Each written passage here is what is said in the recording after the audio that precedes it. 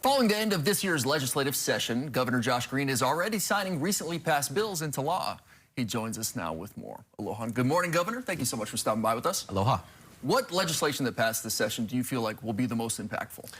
The most important thing the Ledge did, and they did a very good job this year, was making sure that they maintained the tax breaks that we passed 2 years ago. So all the tax breaks for the middle class stayed intact. We're seeing people's taxes lower for joint filers under $350,000 and individuals under $175,000 that are working people so they can afford housing. Affordability. That was the most important thing that happened.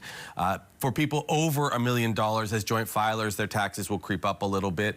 And also, they made a compromise. They got rid of some of the tax credits out there, for example, for solar, which I know is creating some debate, and we'll talk more about that perhaps, but we had to maintain that tax break for working people, and they did. That was big.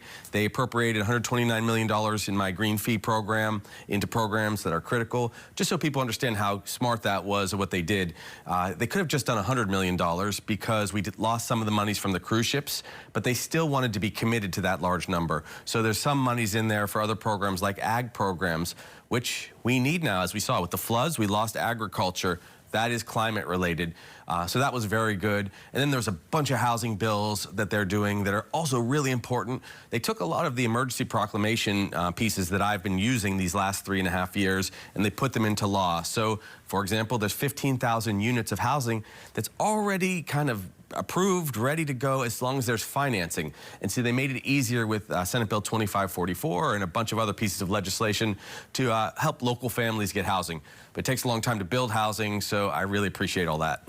Housing inventory is so important here in the islands. Part of that is supplying energy to those houses. You talked about the state tax credits being slashed for residential as well as commercial due to this tax bill. What was the thought process behind that? And do you feel like you would need to call a special session to get that done for this year? Right. I'm glad you asked that question. So that's for solar, right? So yep. The solar tax credits, it was at $135 million a year, and that was a lot of tax breaks for the solar industry. I support solar very much, but that was a ton of money that if we used all that in solar, we wouldn't have the tax breaks for the middle class. They brought it down to $40 million. There may be a little compromise space there. I'm doing two things. One, I'm working with the private sector as they come in to do a diversification plan, which includes little LNG, a lot of solar, a lot of geothermal. I think we can find some more monies for solar through that relationship. But I will talk to the Senate President and the Speaker to see if they want to come in for a real quick check on that one piece of legislation, because probably we should try to sustain the tax credits that were for this year at least for projects that are already going. We'll work that out. That's important. There are a couple other appropriations that, look, you don't get everything that you want that I would like to see. Again, I want to say this, Donovan Dela Cruz and our chairman in the House, House Finance, they were fantastic. They were fantastic in the way they brought monies to homeless solutions, housing, energy. But there are a couple little things, like I wanted some extra dollars to continue to fight homeless challenges where people have mental health issues in the city. We need about $5.2 million for that. I will do my best to find that either through the Rural Health Transformation Funds, or maybe if we were to get together for another 5 days legislatively, find that money. The NIL money, again, you can say that you didn't get this, but you have to also mention you got all these other things. They did appropriate that $49.5 million so that we can finish off phase 1 of the stadium. Again, Chair Todd, Chair Dela Cruz did great work. We will sort these challenges. As an administrative leader, in the executive branch, I have to kind of fine-tune some of the way we put these things into play. As long as they stay focused, and they did on affordability and housing, we're good. The homeless numbers you saw dropped 91% in Waikiki. That was not accidental. That's me and Blangiardi, who is a fantastic partner, working hand in hand. When he has a building, I provide services. When he has services, sometimes I provide a piece of land. That work together has meant that homelessness can come down incrementally, but we can't kind of let our foot off the gas, because if we do, you'll see it creep back up again. Already signed some bills into law. Anything you're planning to veto? I don't have any plans to veto anything. It's really kind of a period of full collegiality. That's why maybe we'll sort out some of the tiny little things that we didn't get all the way across the finish line this session on. But I signed a big bill that people were wondering about, to get kind of the corporate, the real intense corporate money out of politics.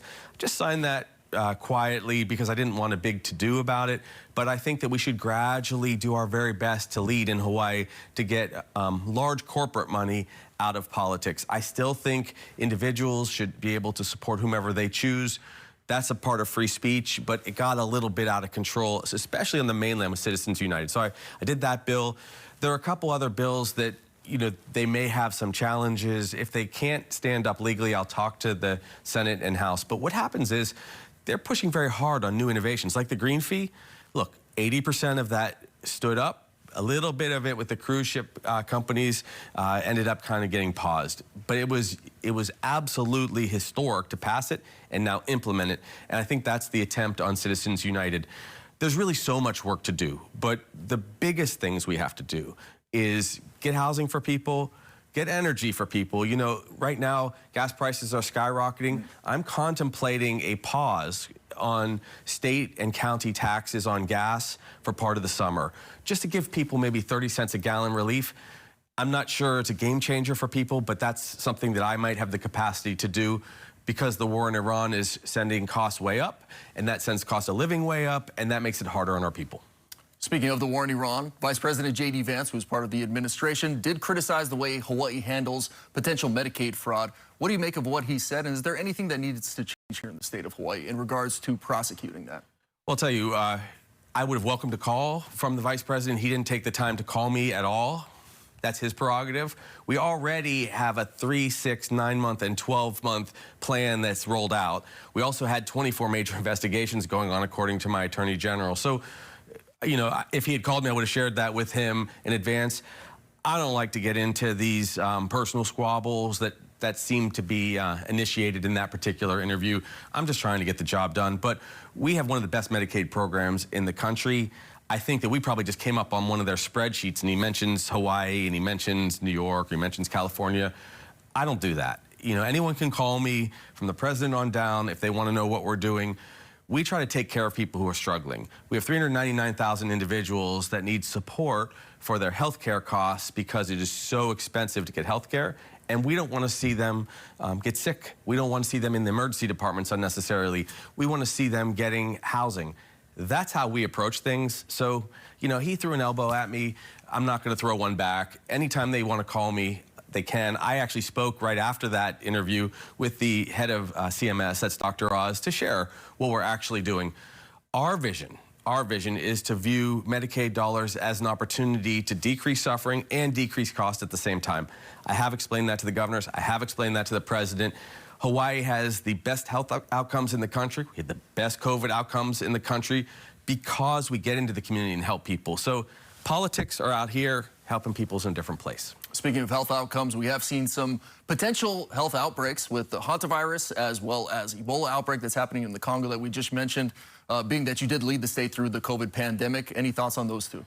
I do have concerns. So if we were to get an outbreak of Ebola into a major city in Africa, and I did medical missions in Africa before I came to Hawaii, it is very terrifying what can happen. If a major urban center had that virus spreading where the mortality rate's as much as 50%, 1 out of 2 people die from that virus, it would cause a calamitous shutdown of the whole planet, and you would see, you know, hundreds of thousands of fatalities. That's why the World Health Organization is so important. That's why I actually had Hawaii join the World Health Organization's initiatives in Asia and in Africa, in our part of the world, the Pacific, even though the feds have decided to pull back from WHO.